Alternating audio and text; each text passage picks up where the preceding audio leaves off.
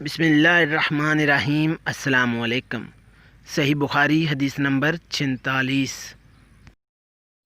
ہم سے اسماعیل نے بیان کیا، کہا مجھ سے امام مالک رحمۃ اللہ علیہ تعالیٰ نے بیان کیا، انہوں نے اپنا چچا ابو سہیل بن مالک سے، انہوں نے اپنے باپ مالک بن ابی عامر سے، انہوں نے طلحہ بن عبداللہ سے، وہ کہتے ہیں کہ نجد والوں میں سے ایک شخص نبی کریم صلی اللہ علیہ وسلم کے پاس آیا، سرے پریشان یعنی بال بکھرے ہوئے تھے۔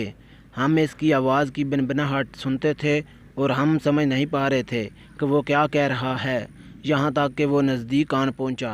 جب معلوم ہوا کہ وہ اسلام کے بارے میں پوچھ رہا ہے تو نبی کریم صلی اللہ علیہ وسلم نے فرمایا کہ اسلام دن رات میں 5 نمازیں پڑھنا ہے۔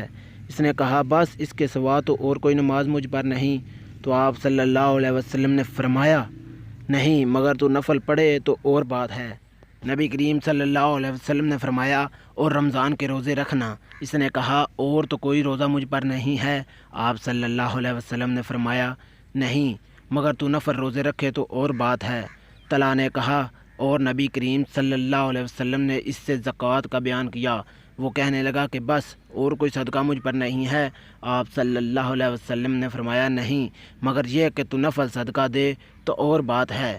راوی نے کہا پھر وہ شخص پیٹھ موڑ کر چلا، یوں کہتا جاتا تھا قسم اللہ کی، میں نہ اس سے بڑھاؤں گا نہ اس سے گھٹاؤں گا۔ نبی کریم صلی اللہ علیہ وسلم نے فرمایا اگر یہ سچا ہے تو اپنی مراد کو پہنچ گیا۔